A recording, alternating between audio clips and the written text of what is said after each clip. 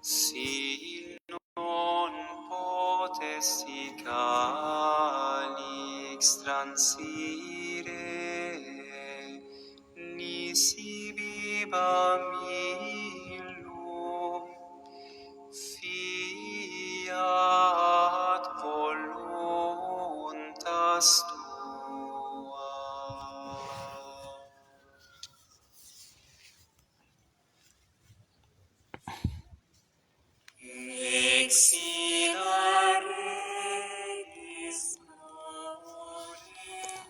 Muy buenas noches, hermanos y hermanas en Cristo Jesús, hijos amados de María Santísima y el Señor San José. Vamos a hablar sobre el Apocalipsis de San Juan. Vamos a tomar de lectura la Biblia latinoamericana. La Biblia latinoamericana, obra de los sacerdotes franceses Bernardo Jouraud y Ramón Richard, quienes se esmeraron en hacer esta traducción al español para nuestro continente, para nosotros los hispanos, habla hispana, para la lengua española. Ahorita que muchos están dando su punto de vista, su opinión personal con respecto a este libro, también conocido como el libro de las revelaciones. Y pues sí, realmente fue lo que se le reveló al último de los apóstoles, al apóstol San Juan. Se le reveló este libro en la isla de Patmos, Apocalipsis de San Juan. Vamos a leer, pues, como les digo, la Biblia latinoamericana. Esa Biblia tan común entre las familias católicas aquí en Hispanoamérica.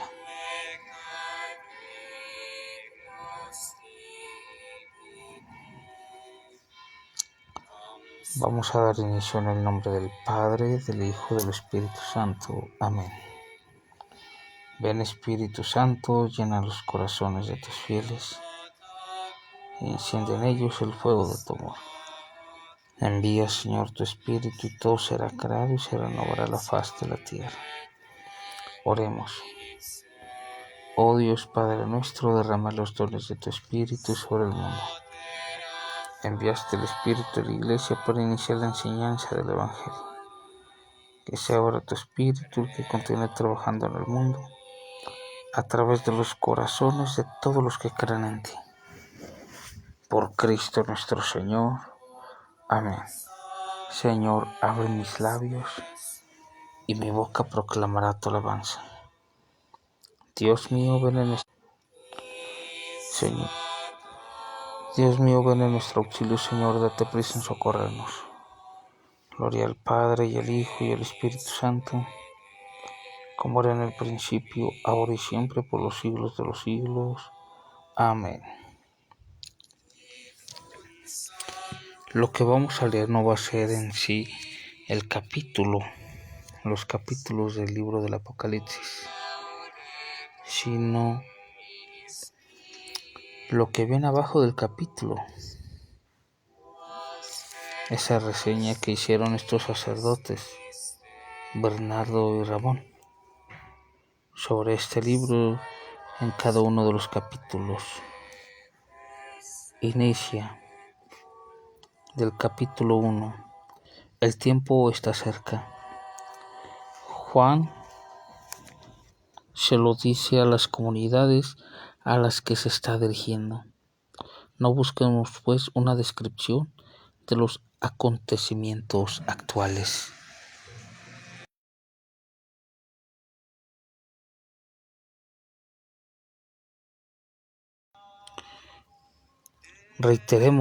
Repitamos esto.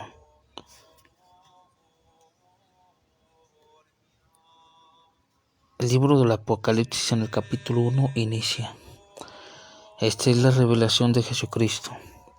Dios se la dio para enseñar a sus servidores lo que va a suceder pronto. Por eso dice, el tiempo está cerca. Juan se lo dice a las comunidades a las que se está dirigiendo. No busquemos pues una descripción de los acontecimientos actuales, para que no caigamos en sensacionalismos, para que no caigamos en fatalismos, en fanatismos.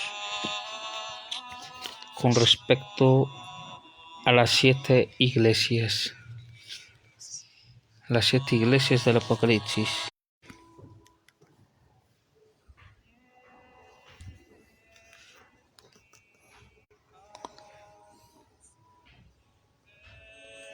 dice este capítulo, del capítulo 2, lo que el comentario de estos sacerdotes. Los 7 mensajes que vienen a continuación empiezan con la palabra conozco. Cristo mira, conoce y llama a su iglesia. Empieza por subrayar lo positivo y después hace los reproches. Los mensajes que siguen nos dan a conocer las dificultades que enfrentan estas iglesias de Asia. Recordemos que las iglesias que se dirigió el apóstol San Juan fue a las iglesias de Asia, lo que hoy día es Turquía. Por una parte, son hostilidades provenientes tanto de los judíos como de los paganos. Vienen a probar la perseverancia de los creyentes. Por otra parte, es la presencia de los nicolaitas, es decir, esos cristianos que por miedo a romper con su ambiente, aceptan incluso compartir con otros en los banquetes de los templos paganos, donde se come la carne sacrificada a los ídolos. Su fe es amenazada. La última tentación es la que viene con el tiempo. Se enfría el amor que se había despertado en los primeros momentos de la conversión. Éfeso viene primero, por ser la iglesia madre. Allí predicó Pablo durante los años. Vemos en Hechos 19:8. Allí fue después a residir Juan, extendiendo su autoridad sobre las iglesias de la provincia de Asia. Y al ir Juan allá a Éfeso, ¿quién estuvo ahí con él? Nuestra madre. Has sufrido sin desanimarte, estando ausente el apóstol. La iglesia supo rechazar a los falsos apóstoles y guardar la fe verdadera. Has perdido tu amor del principio. Cuántos detalles difíciles de precisar nos hacen sentir el fervor de una comunidad, o al contrario, muestran que falta lo esencial del amor auténtico a Dios, apasionado y constante. Cambiaré tu candelero de su lugar. Amenaza a los encargados. El árbol de la vida es la vida eterna. Génesis 2:9. Del verso 8. La iglesia de Esmirna reúne a hombres pobres en una ciudad riquísima. En realidad es rica ante Dios, que la va a probar para que dé más frutos. Serán 10 días de prueba. Esa cifra 10 es propia del tiempo en que dominan los malos. Así se anuncia una prueba de corta duración. La segunda muerte es la condenación eterna. Eso viene referente en Apocalipsis 20:14. Los que pretenden ser judíos, por ser hijos de Abraham. Los cristianos, por ser creyentes, son el verdadero pueblo de Dios. Y los judíos de raza que no creyeron, perdieron su derecho a ostentar ese nombre. Por tanto, su sinagoga pasa a ser la de Satanás. Palabras fuertes, y sí es verdad, porque los judíos despreciaron a quien es la verdad, a Cristo, para seguir la mentira. Pérgamo era en aquel tiempo un centro importante del culto pagano. Es el trono de Satanás. Te aferras a mi nombre. El nombre de Cristo es Señor. Es el momento en que los emperadores de Roma empiezan a hacerse llamar Señor y a adorar como dioses, obligando así a los cristianos a escoger entre el culto al emperador, impuesto a todos bajo graves castigos, y la fidelidad a Cristo. Y así fue. Su valentía en proclamar su fe no ha impedido que la corriente pagana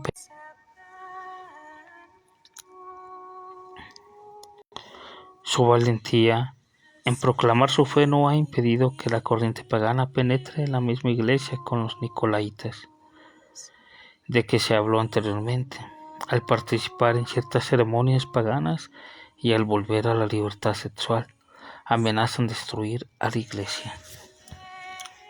Iré a combatir a esa gente. En la iglesia del primer tiempo, la acción del Espíritu Santo se hace sentir a cada momento. Los profetas hablan, designan al culpable y las desgracias no tardan en suceder. La piedra blanca es un presagio de felicidad. El nombre nuevo significa la renovación del cristiano en su ser profundo. En él crece una personalidad nueva que aparecerá a las claras en el cielo. Un maná misterioso para el que le es fiel. Cristo se hace fuerza y fuente de vida. Jezabel, verso 18, es en la Biblia el nombre de la mujer impía. Verso ver, Primera de Reyes, capítulo 19. Y designa aquí a alguna profetisa nicolaíta. Sus amantes e hijos son sus seguidores. En la Biblia la idolatría es llamada muy a menudo adulterio o prostitución. El pueblo creyente pertenece a Dios como la esposa a su esposo, y serle infiel es prostituirse. Además, los que adoran los ídolos, es decir, habitualmente a todos los productos de nuestra sociedad, no respetan la disciplina sexual a la que nos llama la fe. La regirá con vara de hierro. El vencedor compartirá la victoria de Cristo. Salmo 2. Y recibirá la estrella de la mañana, es decir, a Cristo mismo. Apocalipsis 22:16. Eso es referente a las iglesias. Vemos cómo es ese mensaje. Esto, como les digo, es comentario del padre Bernardo, del padre Ramón Richardi, quienes escribieron la Biblia de Jerusalén. Y aquí leí el comentario que hicieron ellos con respecto al capítulo 2 del Apocalipsis, sobre los 7 mensajes a las iglesias.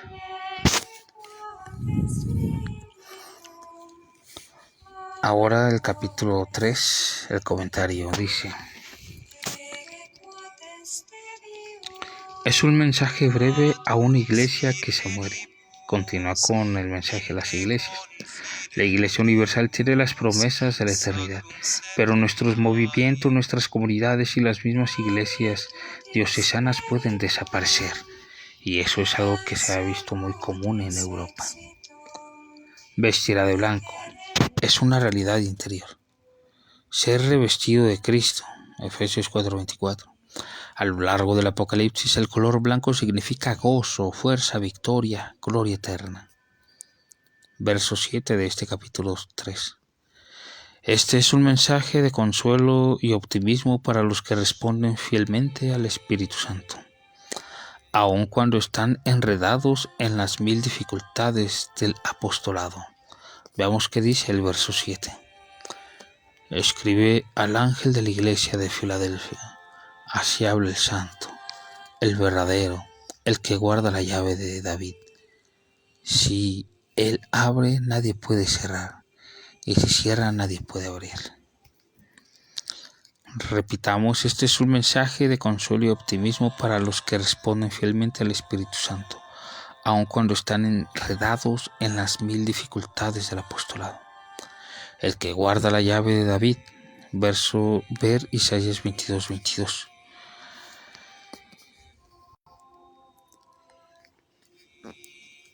Vamos a ver qué dice Isaías 22:22.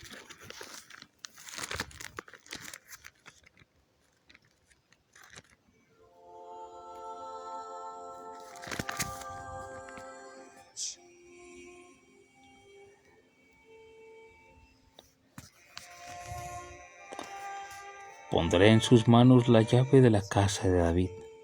Cuando él abra, nadie podrá cerrar, y cuando cierre, nadie podrá abrir. Sí, es lo mismo que dice este verso 7 del capítulo 3 del Apocalipsis. Bueno, esto es lo referente, como digo, a las iglesias de Jerusalén, a las iglesias del Asia Menor, que hoy día es Turquía, las 7 iglesias. Después de ahí nos pasamos al capítulo 6, sobre los 7 sellos. Dice el verso 1 del capítulo 6. Mientras estaba mirando el Cordero abrió el primero de los 7 sellos, y oí el primero de los 4 seres vivientes que gritaba como con voz de trueno: ven. Dice el comentario: el Cordero abre los sellos. Cristo resucitado aclara las grandes fuerzas que impulsaba la historia sagrada. En el momento en que escribe Juan, ya se acabó el Antiguo Testamento por el nacimiento de la Iglesia, y poco después por la destrucción de la patria judía. Es hora de hacer el balance. Los 4 caballos, o sea, los 4 jinetes, simbolizan las fuerzas que han plasmado la historia bíblica. El que monta el caballo blanco es la palabra de Dios, que él entregaba a los profetas en el Antiguo Testamento. No había venido todavía Cristo, la palabra de Dios, que aparecerá más tarde montado en el mismo caballo blanco, cuando se venga a la historia cristiana. Apocalipsis 19:11. Los otros 3 caballos representan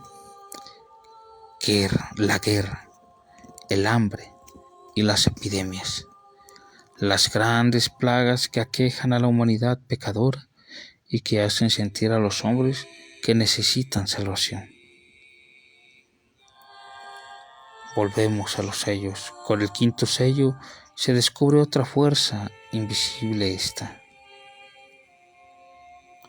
que mueve la historia sagrada, la exigencia de justicia por la sangre de los mártires.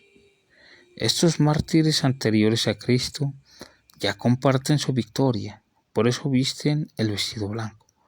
Sin embargo, deben esperar que se junten a ellos otros mártires, cristianos esta vez, los mártires de la primera iglesia, para que Dios haga justicia. Mateo 23:35.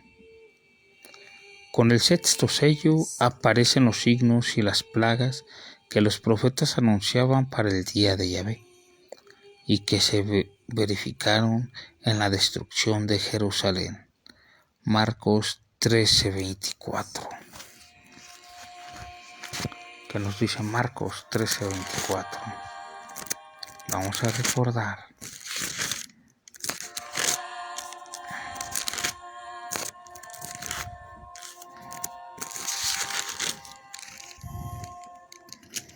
Después de esa angustia llegarán otros días. Entonces el sol dejará de alumbrar, la luna perderá su brillo. Pero no sabemos realmente cuándo llegará ese día.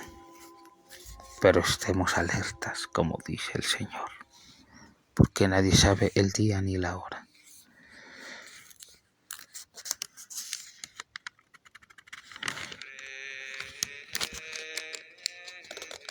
Ahora del capítulo 8 vamos a leer sobre las 7 trompetas, refiriéndonos al séptimo sello. Capítulo 8. Cuando el Cordero abrió el séptimo sello, estamos al fin del Antiguo Testamento, y el silencio que se produce anuncia la venida de Dios. Pero de hecho, solo acontece el fin de Jerusalén, y el final de la historia es aplazado. Con las 7 trompetas empieza una nueva serie de plagas. No sabemos exactamente lo que se oculta detrás de esos símbolos, pero seguramente se refieren a acontecimientos ya conocidos por los lectores de Juan y que habían sucedido poco antes. En los capítulos que siguen se multiplican las intervenciones de los ángeles. Hemos dicho en la introducción que las intervenciones de los ángeles son parte de las imágenes empleadas en la literatura apocalíptica. Estamos aquí ante un mundo de imágenes. Pero debemos también decir que Juan comparte una idea que aparece en la Biblia, y fuera de esta, que la creación de Dios es mucho más amplia de lo que podemos ver y comprobar. No solo porque se extiende más allá de nuestros ojos, sino porque es el escenario de una tragedia cuyos actores no son solamente los hombres. Los espíritus servidores de Dios intervienen en los acontecimientos de la historia e incluso en nuestras relaciones con Dios.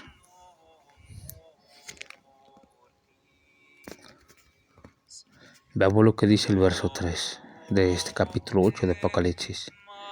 Otro ángel vino y se paró delante del altar de los perfumes con un incienso de oro.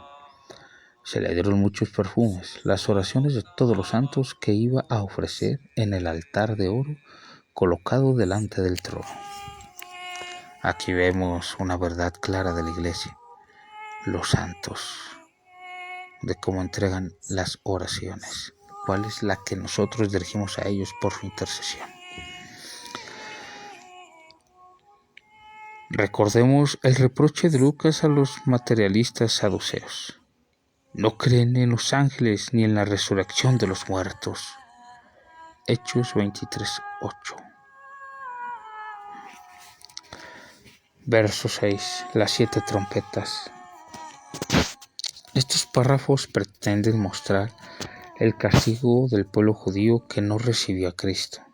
Usan figuras sacadas de las plagas de Egipto, de Ezequiel 38-39 y de otros escritos populares. Con las 4 primeras trompetas, el castigo toma cuerpo en las mismas fuerzas de la naturaleza, que se vuelven contra los culpables. La tercera hace caer del cielo a la tierra las fuerzas maléficas del demonio. La quinta se refiere, a lo mejor, a invasiones extranjeras, tal vez a la guerra de los partos. Este capítulo es uno de los que atraen más la curiosidad y que han dado a la palabra Apocalipsis el sentido que muchos le atribuyen: todas las calamidades a nivel mundial. Ya nos decía la sabiduría que la natural, en el libro de Sabiduría capítulo 5 verso 20-23, que la naturaleza se vuelve en contra de los pecadores. La ecología ha comenzado a descubrir, aunque un poco tarde, que nuestros pecados contra la creación nos conducen a la muerte, y noticias nos llegan de que centenas de millones de personas ya viven este apocalipsis. No es por azar que Dios creó el mundo, y tampoco es por azar que la raza de Adán pueda desaparecer de él. La misión que en el Evangelio, el fin de Jerusalén, era una figura del fin del mundo. Lo mismo que en el Evangelio, el fin de Jerusalén era una figura del fin del mundo. Aquí también la 6ª trompeta anuncia que el castigo se extiende a todos los demás pueblos. Pero no sabemos en qué momento será. Por eso estemos preparados.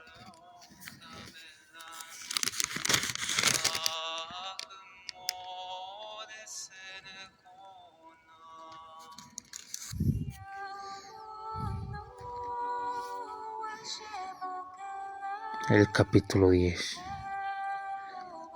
Otra vez se esperaba con la séptima trompeta el fin de todo.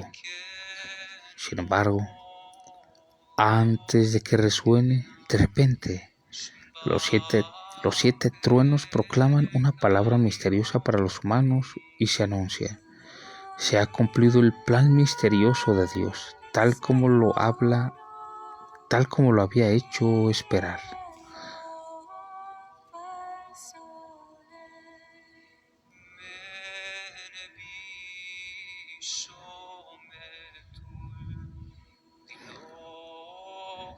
A este versículo va así: apenas se oiga el sonido de la trompeta del séptimo ángel, se habrá cumplido el plan misterioso de Dios, tal como lo había hecho anunciar por medio de sus siervos los profetas.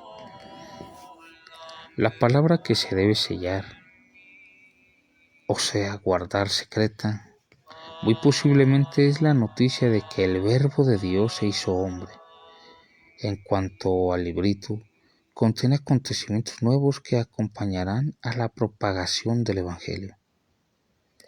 Esto significa que la venida de Cristo no ha puesto fin a la historia, ni ha traído el paraíso a la tierra. Juan tiene que comerse el libro, expresión que ya encontramos en Ezequiel 2, 8, 3, 1. Es dulce y amargo. La voz es dulce, pero la tarea es dura. Así entendemos que la historia de Israel, figurada por el libro de los 7 sellos, no era toda la historia sagrada, sino solamente su primera parte, el Antiguo Testamento.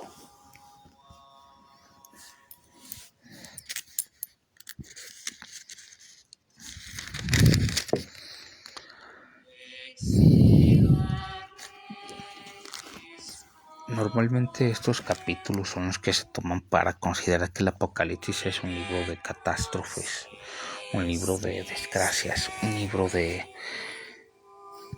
destrucción de la humanidad. Pero no se toma en cuenta que es el libro del triunfo de Cristo, de su reino en los hombres, en los corazones humanos, de su triunfo en todo el género humano.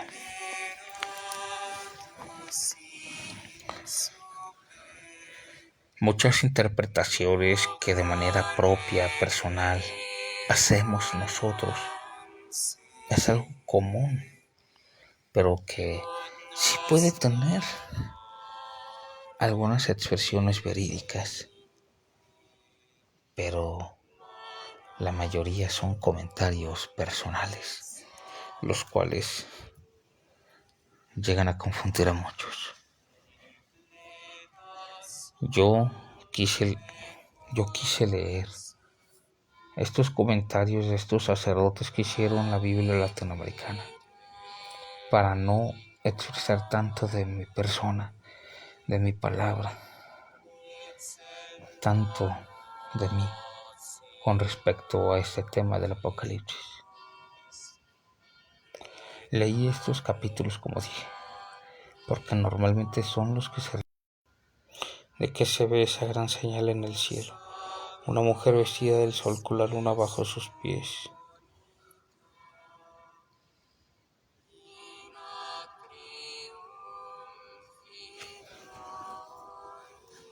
Por ello nosotros no debemos de espantarnos, sorprendernos. De antemano, como cristianos, sabemos que esto tendrá que pasar algún día. Pero nosotros debemos estar fieles a nuestra fe, fieles a nuestra iglesia, fieles a Cristo, a su cuerpo místico, que somos todos los bautizados cristianos católicos.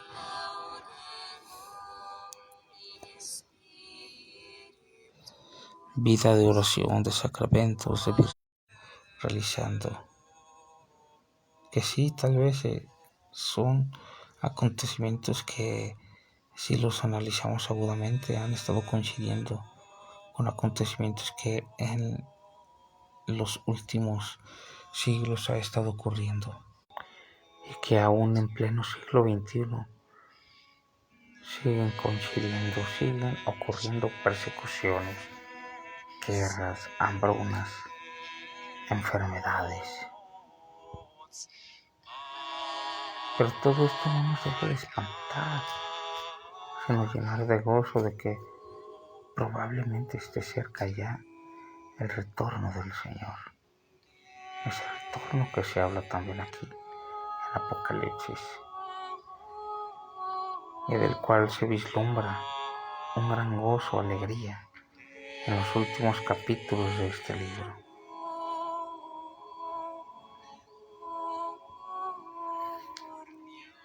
Es bueno, sí, buscar ver, leer, cuando se los presenta con mucha pompa, con mucha luz, con mucha proyección, algo con respecto a un tema que nos interese, refiriéndonos en este caso al libro del Apocalipsis. Pero solo hay que entenderlo como comentarios, solo hay que entenderlo también como ese llamado de arreglar nuestras vidas, de convertirnos y no estar espantados, temerosos, como si estuviéramos asfixiando las tres virtudes teologales: fe, caridad y esperanza. Porque desgraciadamente muchos con sus comentarios hacen o buscan hacer sus malinterpretaciones, entre comillas, proféticas con respecto a lo anunciado en los capítulos de este libro de Apocalipsis, relacionando con algunos acontecimientos de la iglesia. Porque más de uno considera que mucho de lo que se habla de la Babilonia, de la gran prostituta, muchos creen que esto es referente a la iglesia. Pero ya no solo los protestantes, sino muchos de aquellos que se dicen ser católicos, dando una errada interpretación de esta un filme con el nombre de Apocalipsis,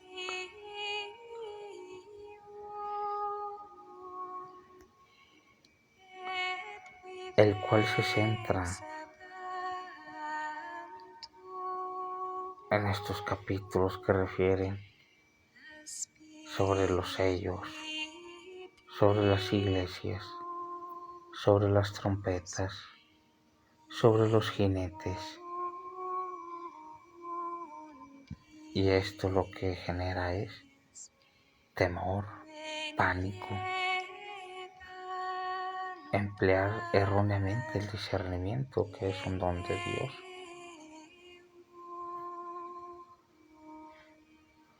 Y esas interpretaciones, como les digo, y lo peor más siendo de algunos católicos,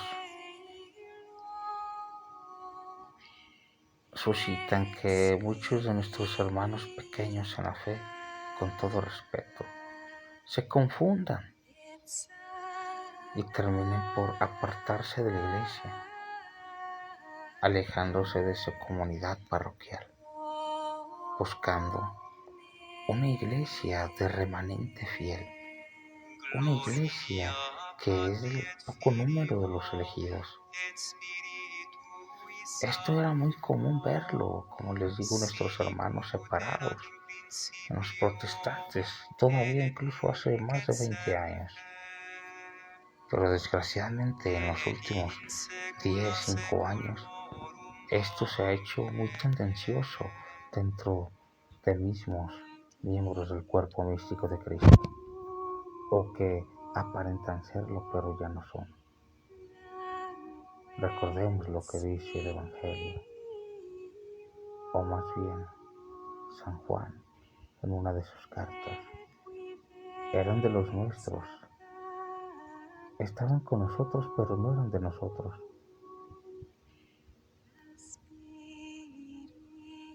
Así es como están trabajando y actuando muchos, confundiendo. Y cuando uno trata de buscar aclarar, sí, tal vez uno se deja llevar por las pasiones, refiriéndonos a que nos genera molestia el ver estas publicaciones, esos comentarios.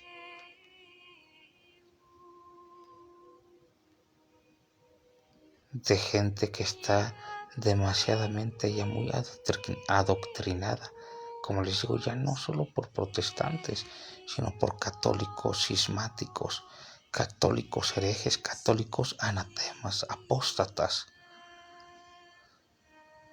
que hacen creer que la iglesia está corrompida, que la iglesia está llena de maleza, que la iglesia está dominada por los enemigos de Cristo, lo cual es una vil mentira, porque entonces están contradiciendo lo que el Señor dijo con respecto a Pedro cuando le entregó las llaves. Y las puertas del infierno no prevalecerán contra ella. ¿Contra quién? Contra la iglesia. Y estos con sus interpretaciones hacen creer que eso está aconteciendo, que las puertas del infierno sí están prevaleciendo, que las fuerzas del infierno sí están penetrando en la iglesia. Sí, algún papa pudo haber dicho, el humo de Satanás ha entrado por una rendija. Palabras de San Pablo VI allá en los años 70. Sí, lo comentó, pero no se refirió literalmente al control y dominio de los enemigos de la iglesia, que han dañado y perjudicado la fe de tantos hermanos pequeños en la misma.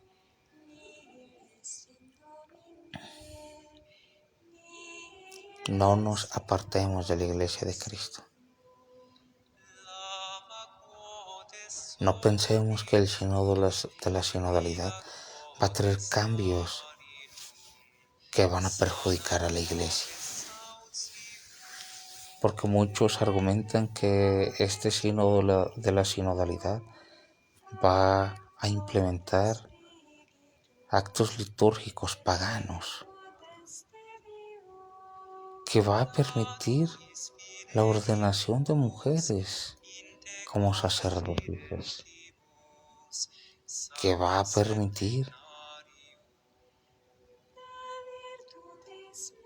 el sacramento del matrimonio a parejas del mismo sexo. No, esas son mentiras, son patrañas de gente que realmente busca perjudicar a la iglesia, haciendo creer que buscan defenderla.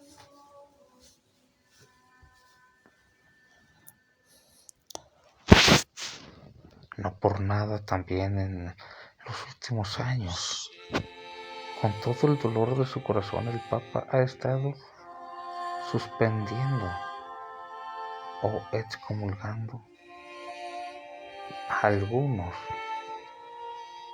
miembros de la iglesia, o incluso ellos mismos se excomulgan. ¿Por qué? Porque están siguiendo sus criterios humanos, personales.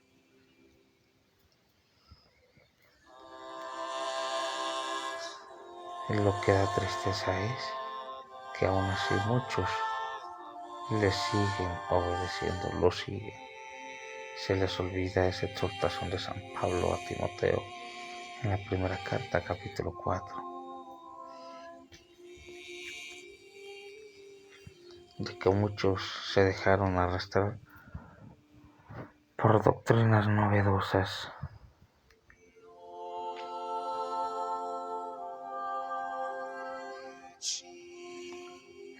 Es triste pues ver que muchos hermanos se separen, que muchos hermanos apostaten de la fe, que muchos hermanos susciten confusión. que insinúen, que especulen en contra de la Iglesia, en contra del Papa. En la adoración nocturna mexicana, cuando nos llega el momento de hacer el acto de desagravio, en 2 ocasiones pedimos por el Papa, los obispos, los sacerdotes.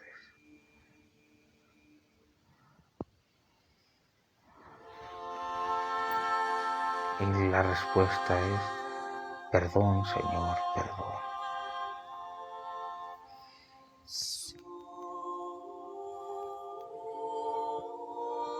Pidamos por la unidad de todos los cristianos católicos bautizados,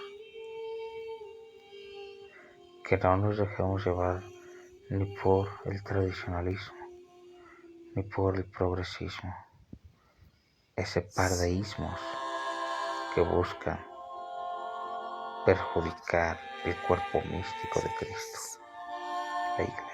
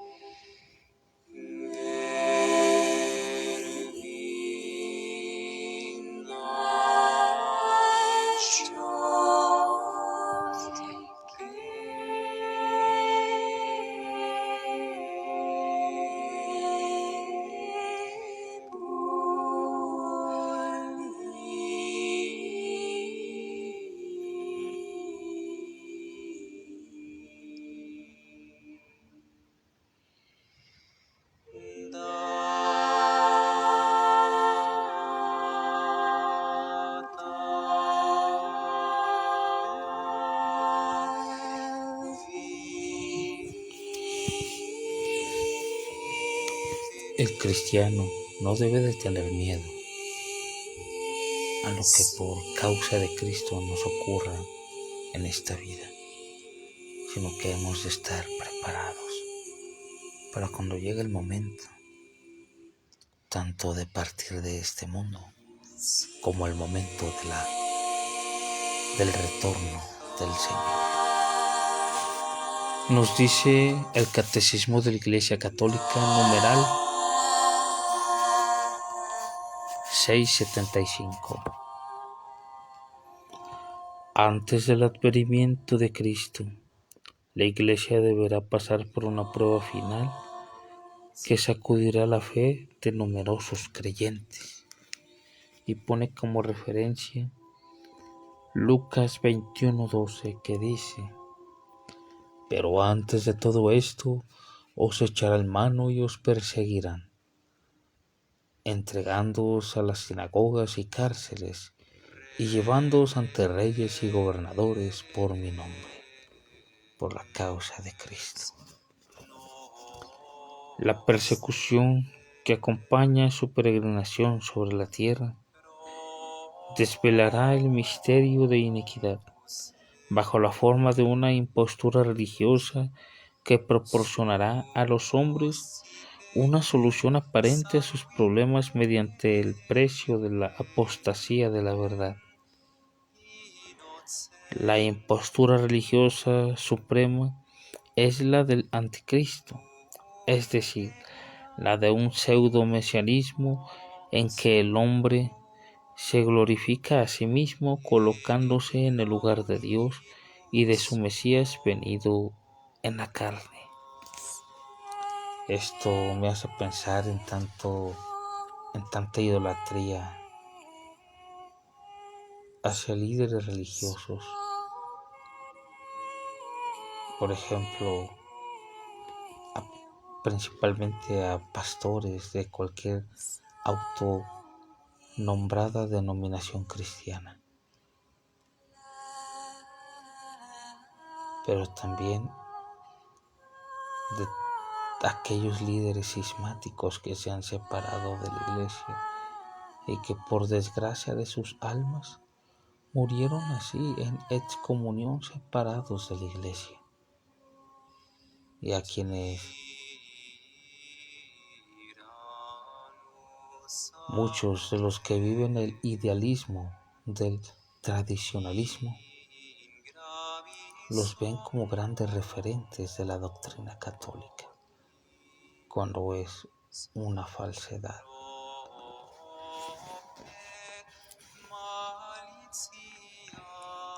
La impostura religiosa suprema es la del anticristo, es decir, la de un pseudo-mesianismo en que el hombre se glorifica a sí mismo, colocándose en el lugar de Dios y de su Mesías venido de la carne.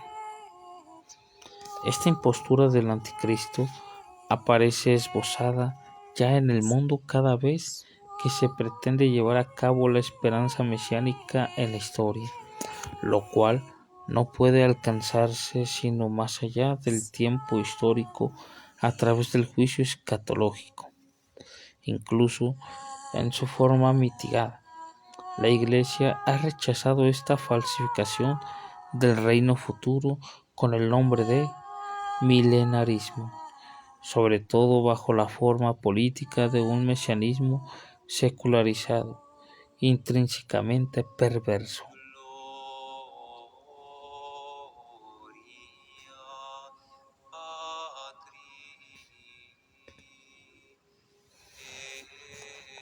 Qué palabras fuertes.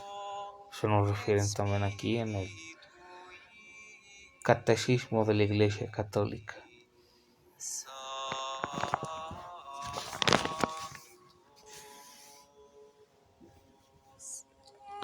La Iglesia solo entrará, en el 677 dice, la Iglesia solo entrará en la gloria del reino a través de esta última Pascua en la que se seguirá a su Señor en su muerte y su resurrección. El reino no se realizará, por tanto, mediante un triunfo histórico de la Iglesia, en forma de un proceso creciente, sino por una victoria de Dios sobre el último desencadenamiento del mal, que hará descender desde el cielo a su esposa. El triunfo de Dios sobre la rebelión del mal tomará la forma de juicio final, después de la última sacudida cósmica de este mundo que pasa.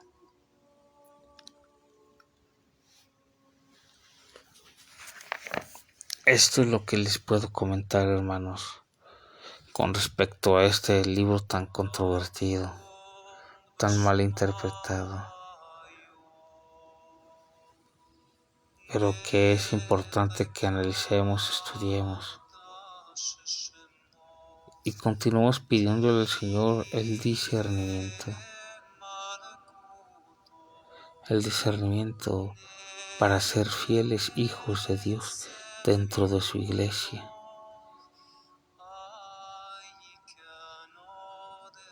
Gracias, hermanos. Dios les bendiga y les asista. A Jesús por María, en el nombre del Padre, del Hijo, del Espíritu Santo. Amén. Buenas noches.